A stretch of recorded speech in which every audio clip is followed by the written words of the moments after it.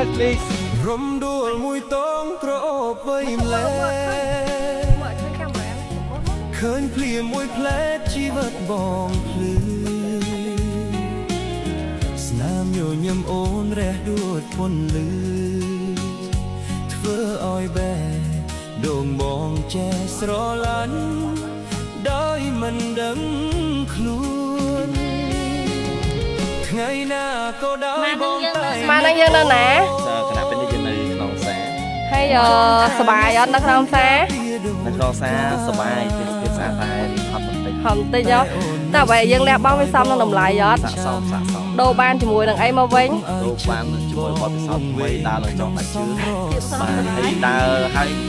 យុគមិញគឺជួយមកឡើងអត់ចង់រួចទៀតឡើងអត់ចង់រួចសบายអត់ប្តីបាយខ្លាំងណាស់ហើយថ្ងៃក្រោយបើប្រពន្ធហៅមកប្តីនាំមកទៀតអត់អូយមកទេដល់និយាយអាមកអត់ណាស់អើយនៅផ្ទះដេកសួរសិនផ្ទះអត់ទៅដេករហូតហ្នឹងហើយយូរម្ដងហ្នឹងអាម្ដងអត់មានលើទី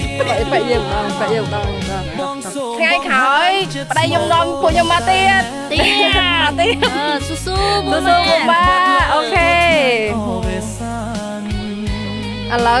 មិត្តភ័ក្ដិខ្ញុំកំពុងតែថតជាមួយនឹងគ្រួសាររបស់គាត់ហើយខាងធัวក៏ឲ្យពួកខ្ញុំថតដែររៀបចំដែរបងស្រីអង្គុយនេះតែអើយឈោនេះឈោអត់នៅ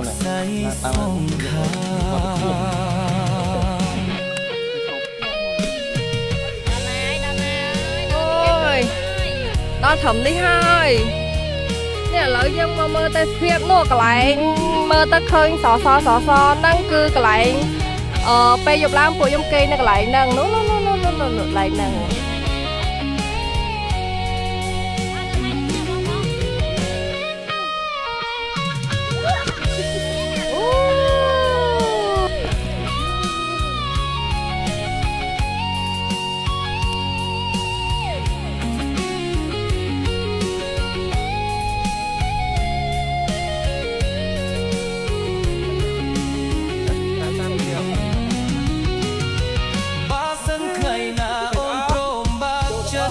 មើលប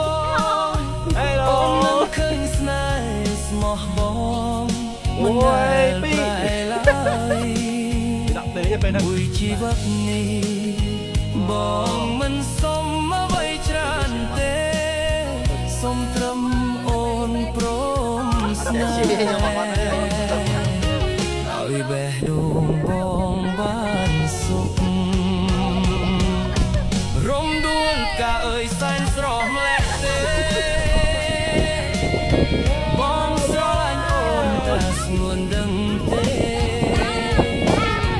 បើក្នុងបេះដូងអូនមានរំអីទៅកាត់អាទៅមិនដឹងបាក់ឲ្យសូមប្រាប់បងត្រង់កុំឲ្យចិត្តបងរងាដល់បងតិចរំដួលមួយតងនៅតែក្រអូបក្នុងចិត្តស្អាតឆ្ងាយបងមិនភ្លេចរូបគេសឹកបើមានងាសស្នាឲ្យយើងបានជួបអូដល់កន្លែងចុះល្អឡើយបងនឹងថែកានេះរហូតដល់ថ្ងៃអោសា